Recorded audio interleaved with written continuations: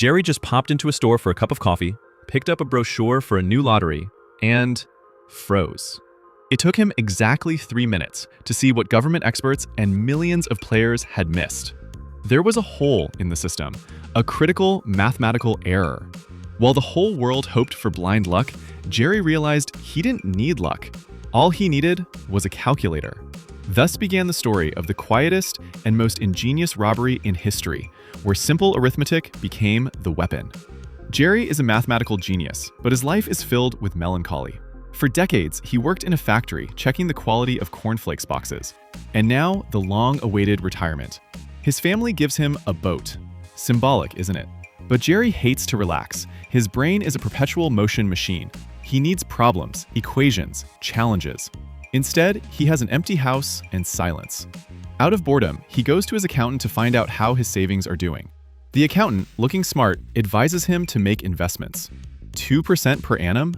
Seriously, Jerry thinks? And then, on a typical day, sipping coffee at a local shop, he picks up a windfall lottery brochure.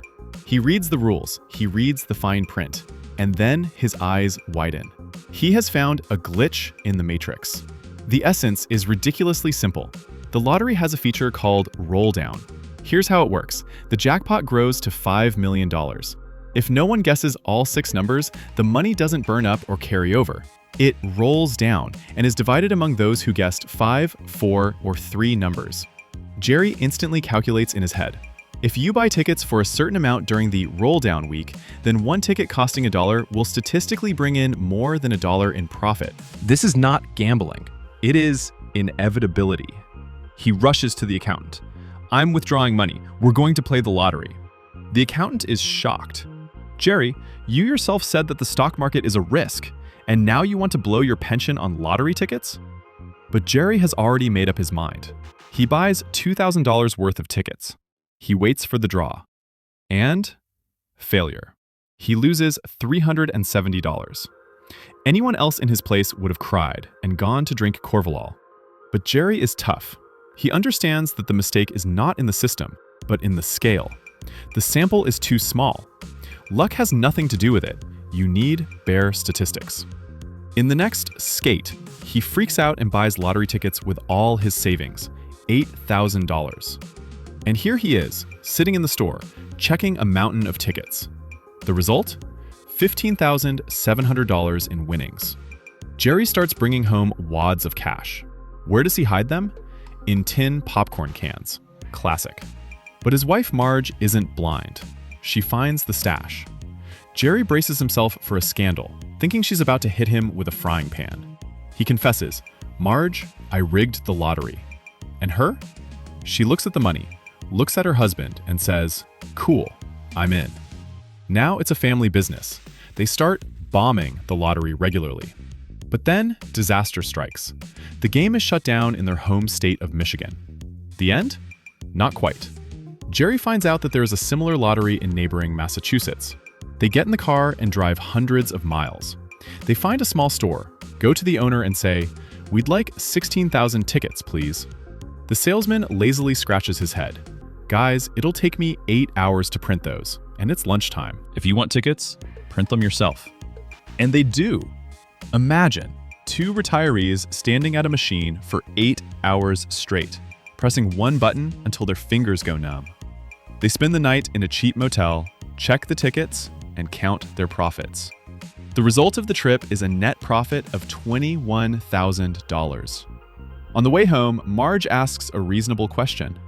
"Jerry, are we really the only ones who are this smart?"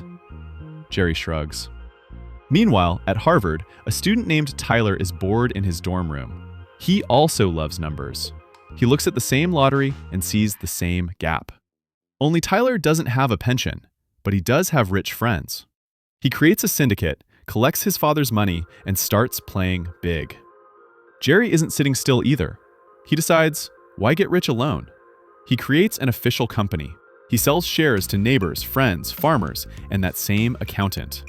Their entire small town invests in Jerry.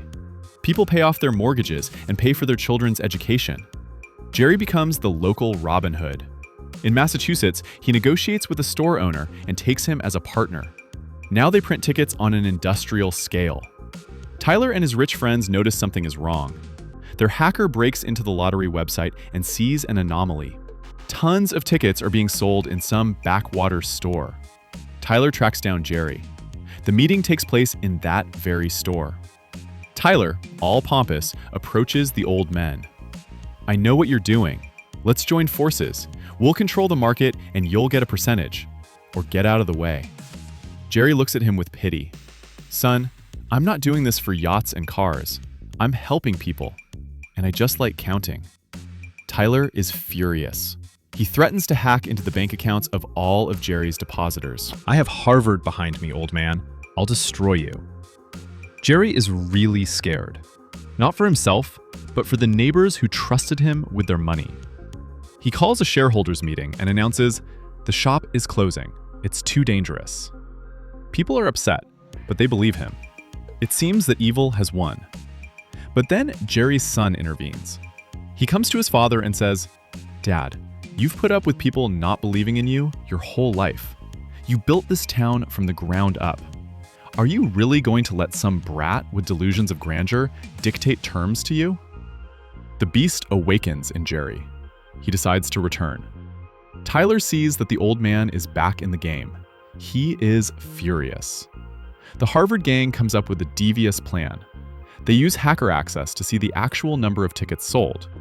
Their goal is to artificially cause a slump in money ahead of time by buying up tickets at the last minute and leaving Jerry high and dry. Tyler borrows a lot of money from influential people, promising them mountains of gold. The plan works. Jerry arrives at the ticket machine, only to find that the sales limit has been reached and the draw has started early. The old man has lost the battle, but not the war. Jerry goes to Harvard. He walks straight into the dormitory of these geniuses. The scene is simply brilliant. The old man scolds the students like naughty kittens. "You are here to study, not to cheat. You have a future, but you are wasting it on fraud." The students lower their eyes. They are ashamed. After that, Jerry goes all in. He goes to the lottery office and lays his cards on the table. He tells them about the hackers and demands that the sales data be made public. "Make the game fair for everyone," he demands. They agree. Meanwhile, a Boston Globe reporter digs up the story. She finds Jerry. She finds Tyler. The article appears on the front page. The effect is explosive. The Lottery Commission panics and closes the game. Tyler is taken home by his angry father, and Jerry sits on his porch. The last draw is about to begin, but he didn't have time to buy tickets. It's all over. And then, the sound of engines. Cars pull up to the house. It's his investors. The whole town is here. And behind them is a tractor. And in the trailer, mountains. Just Everest of lottery tickets. It turns out that while Jerry was sad, his friends chipped in, drove to all the working outlets and bought up everything they could. They did it not for profit, but for him, to play together one last time. Jerry cries, real manly tears. The film ends with them checking those thousands of tickets. They won millions, but most importantly, they won each other. The screen shows photos of the real Jerry and Marge. They really existed, and they really did it. So, are you already rushing to find loopholes in Sport Lotto? Don't rush, mathematician. Better invest a second of your time. Like and subscribe. This is the only lottery where you are guaranteed to get cool content. See you soon.